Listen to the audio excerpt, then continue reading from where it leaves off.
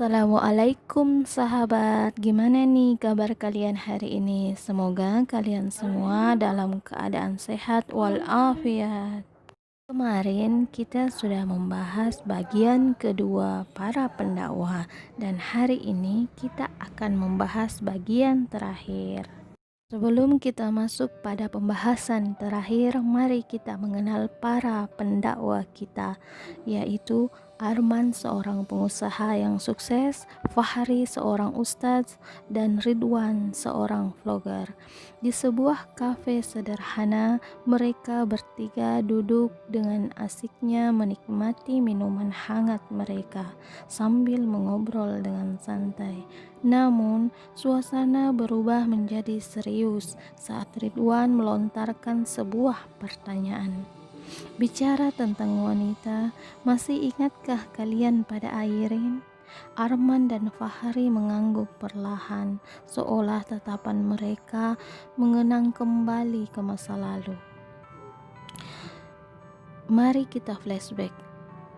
Di masa lalu, pertemuan pertama Airin dan mereka bertiga dimulai ketika mereka melihat seorang gadis bermata jernih duduk di sebuah bangku menikmati cemilannya seorang diri. Di sampingnya ada seorang nenek tua renta yang menjajakan jualannya. Awalnya si gadis melihat si nenek dengan tatapan kasihan, lalu dia melihat ke kanan ke kiri seolah-olah memastikan tidak ada seorang pun yang memperhatikan dirinya.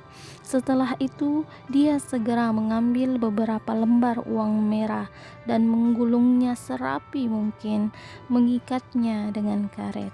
Kemudian dia mendekati si nenek dari belakang dan tangan kirinya menepuk punggung si nenek. Secara spontan, si nenek pun langsung berbalik, sedang tangan kanannya dengan lihai memasukkan uang tersebut ke dalam tas kecil si nenek. Setelah itu, dia pun pamit dan meninggalkan si nenek dengan senyuman lebar di wajahnya. Airin tak menyadari bahwa aksinya tersebut ditonton oleh 3 pemuda dari seberang jalan. Mereka bertiga terkesima dengan perbuatan Airin, dan sejak itu mereka menjadi pengagum rahasia Airin. Kita kembali ke masa sekarang. Ridwan berkata, "Jikalau saja Allah mengizinkanku menikahi Airin, maka aku akan membahagiakan dirinya." Namun Fahri melihatnya dengan tersenyum. Sungguh seorang wanita yang memiliki akhlak yang baik hanya sesuai dengan lelaki yang sempurna, ucapnya sambil memegang erat bukunya. Kemudian Arman melihat kedua temannya dan berbicara, "Sebenarnya beberapa minggu yang lalu ibuku datang dengan membawa foto Airin. Dia mengatakan bahwa ibu Airin adalah teman se-SMA-nya. Dia ingin aku menikahi Airin, namun aku menolaknya sebab di mataku persahabatan kita lebih penting daripada hubunganku dengan Airin." Kata-kata Arman membuat kedua temannya merasa kaget dan senang di saat yang bersamaan.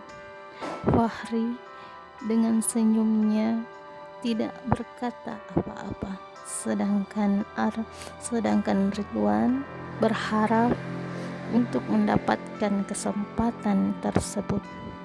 Namun takdir tak pernah selalu berjalan dengan apa yang kita inginkan.